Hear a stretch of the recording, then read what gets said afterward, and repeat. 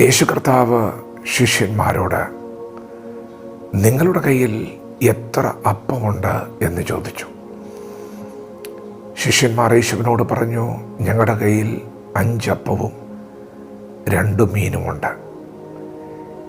യേശു കർത്താവ് അവരോട് പറഞ്ഞു, നിങ്ങൾ ജനത്തെ എല്ലാവരെയും പന്തി പന്തിയായി ഇരുത്തുവിൻ എന്ന് കൽപ്പിച്ചു.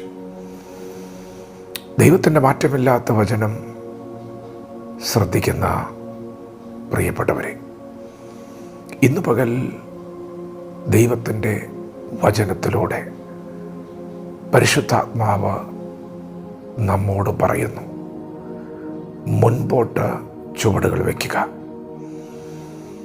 ഒരു പക്ഷേ ഇന്ന് പകൽ നിങ്ങളുടെ കണക്കുകൂട്ടലുകൾ തെറ്റിയിട്ടുണ്ടാകാം. നിങ്ങൾ വല്ലാതെ ആകുല ചിന്തകളിൽ ഭാരപ്പെട്ടിട്ടുണ്ടാകാം.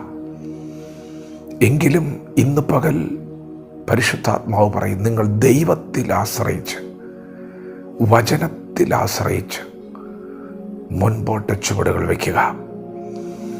യേശുവിനെ കാണാൻ ആയിരങ്ങൾ തടിച്ചുകൂടുകയാണ്. യേശുവിൻ്റെ വായിൽ നിന്ന് വരുന്ന ലാവണ്യ വാക്കുകൾ നിത്യ ജീവമൊഴികളായതുകൊണ്ട് യേശുവിൻ്റെ ശബ്ദം കേൾക്കാൻ ആളുകൾ തടിച്ചുകൂടി. അന്ന് നേരം വൈകിയ ആ സന്ധ്യയ്ക്ക് ശിഷ്യന്മാർ യേശുവിനോട് പറഞ്ഞു, ജനമേറെയാണ്, നേരം വൈകിയിരിക്കുന്നു, അവർക്ക് ഭക്ഷിക്കുവാൻ ആഹാരം കൊടുക്കണം, അല്ലെങ്കിൽ അവരെ തൊട്ടടുത്തുള്ള കുടിലുകളിലേക്കോ ഊരുകളിലേക്കോ പറഞ്ഞയക്കണം. യേശു കർത്താവ് അവരോട് പറഞ്ഞു, നിങ്ങൾ തന്നെ അവർക്ക് ഭക്ഷിക്കുവാൻ കൊടുക്കുവേൻ. അവർ പറഞ്ഞു, ഞങ്ങളുടെ കയ്യിൽ 200 വെള്ളിക്കാശുണ്ട്, അതുകൊണ്ട് എന്താകാനാണ്? യേശു പറഞ്ഞു, നിങ്ങളുടെ കയ്യിൽ എത്ര അപ്പമുണ്ട്?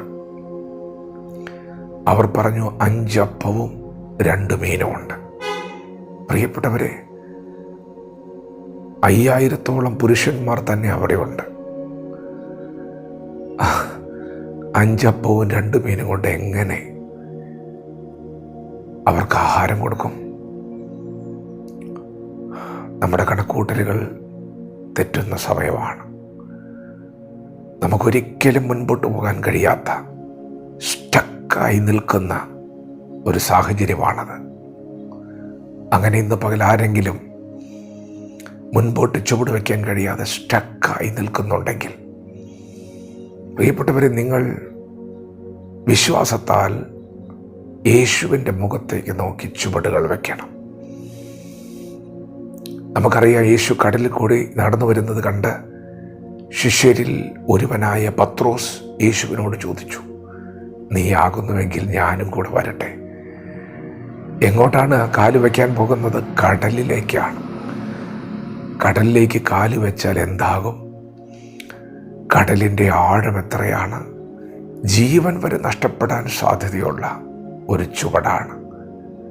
എന്നൊന്നും ചിന്തിക്കാതെ, കണക്കുകൾ കൂട്ടാതെ, ആകുല ചിന്തയിൽ ഭാരപ്പെടാതെ പത്രോസ് യേശുവിനെ നോക്കി ചുവട് വെച്ചു. പ്രിയപ്പെട്ടവരെ, അങ്ങനെ ഇന്നു പകൽ നിങ്ങൾ ചുവട് വെച്ചാൽ നിങ്ങൾ ലജ്ജിക്കപ്പെടുവാൻ ദൈവം സമ്മതിക്കുകയില്ല. ദൈവം നിങ്ങളെ സഹായിക്കും. ദൈവം നിങ്ങൾക്ക് വേണ്ടി പുതുവഴികളെ തുറക്കും. 5 അപ്പവും 2 മീനും മാത്രമേ അവരുടെ കയ്യിലുള്ളൂ എന്ന് അവർ അറിഞ്ഞപ്പോൾ അവർ സ്റ്റക്കായി. എന്നാൽ യേശു അത് കേട്ടിട്ടും അല്പം പോലും ഭാരപ്പെടാതെ യേശു അവരോട് പറഞ്ഞു, അവരെ പന്തി പന്തിയായി ഇരുത്തുവിൻ. യേശുവിനറിയാം അടുത്ത നിമിഷം എന്താണ് സംഭവിക്കാൻ പോകുന്നത്. ഇന്നലകളിൽ ദൈവത്തിൻ്റെ വായിൽ നിന്ന് പുറപ്പെട്ട വചനം ഈ ഭൂമിയിൽ എന്താണ് ചെയ്തിട്ടുള്ളത് അവനറിയാം. വാക്കിന് ശക്തിയുണ്ട്, കൽപ്പനയ്ക്ക് ശക്തിയുണ്ട്. മുൻപോട്ട് തന്നെ യേശു ചുവടുകൾ വയ്ക്കുകയാണ്.